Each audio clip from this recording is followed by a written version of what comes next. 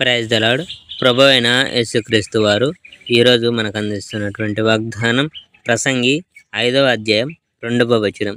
నీ హృదయమును త్వరపడనీయక నీ నోటిని కాచుకొమ్ము. మొక్కల విషయంలో జాగ్రత్తగా ఉండండి. దేవుణ్ణి ఆరాధించేందుకు వెళ్ళినప్పుడు చాలా జాగ్రత్తగా ఉండండి. మూఢజనం మాదిరిగా బలులు ఇవ్వడం కంటే దైవవాహిని వినడం మేలు. మూఢులు తరచూ చెడ్డ పనులు చేస్తూ ఉంటారు. వాళ్ళకి తమ పనులు చెడ్డవని కూడా తెలియదు. దేవునికి మీరు మొక్కులు మొక్కేటప్పుడు మీరు జాగ్రత్తగా వహించండి. దేవునికి మీ సమర్పణ విషయంలో జాగ్రత్తగా ఉండండి. ఆవేశంలో తొందరపడి నోరు జారకండి. దేవుడు పైన పరలోకంలో ఉన్నాడు, మీరు కింద భూమి మీద ఉన్నారు. అందుకని దేవుడిని వేడుకునేటప్పుడు కొద్దిగా మాత్రమే మీరు చేయండి. ఈ కొద్ది లోకోక్తిలోని వాస్తవాన్ని గమనించండి.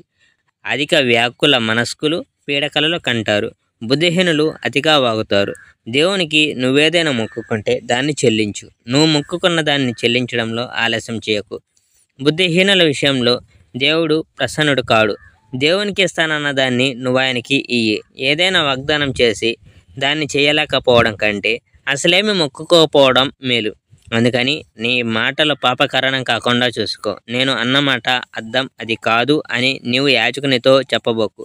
నువ్వు ఆ పని చేస్తే దేవునికి నీ మాటల పట్ల కోపం రావచ్చు. నువ్వు శ్రమించి సాధించిన దాన్నంతటినీ నాశనం చేయవచ్చు. నీ పనికి మాలిన స్వప్నాలు బీరాలు నీకు హాని కలగకుండా చూసుకో. నువ్వు దేవుని పట్ల భక్తి కలిగి ఉండు. Praise the Lord. May God bless our India.